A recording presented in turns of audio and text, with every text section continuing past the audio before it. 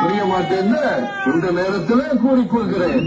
இந்த தேசிய முற்போக்கு திராவிட கழகம் எந்த நோக்கத்திற்காக துவங்கப்பட்டதோ, நான் இல்லாவிட்டாலும் என்னோட ஆசீர்வாதத்தோட என் மனைவியும் என் இரு மகன்களும் முழு வீச்சோடு உங்களுக்காக குடியிருப்பாங்க.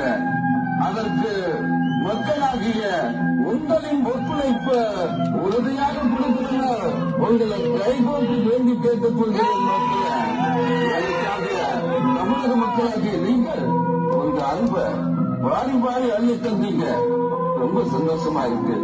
நடக்க போற இந்த தேர்தல்ல என் மனைவியார வெற்றி பெற வச்சு தேசிய முற்போக்கு திராவிட கழகத்தை இன்னும் அரியணைகளை அமர்ந்திருக்கிற பாக்கியத்தை நீங்க தருவீங்க. நான் நம்புறேன். தேர்தல்ல ஜெயிச்சு அரியணையில உட்கார்ந்தாதான் முக்கியம் இல்ல. இன்னைக்கு தமிழ் மக்களாகிய உங்களோட நெஞ்சத்துல அரியணை போட்டு உட்கார்ந்துருக்கேன்னு இதுவே எனக்கு ரொம்ப சந்தோஷம். வளைச்சிட்டேன். விஜயகாந்த் இருந்துட்டாரு அப்படின்னு நினைச்சாதீங்க மக்களை.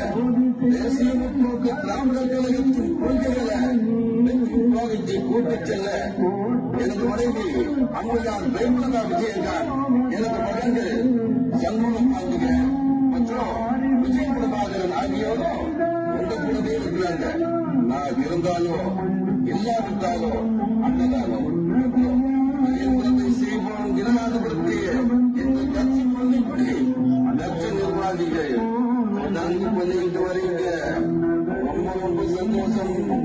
இதுவரைக்கும் எனக்கு அழைத்து வந்த உங்களின் விளைமதிப்புமிக்க ஆதரவையும் அன்பையும் உங்களுக்காக சேவை செய்ய வந்திருக்க எனது மனைவிக்கும் எனது இரண்டு மடங்களுக்கும் நன்றி பார்த்து தருவீங்க.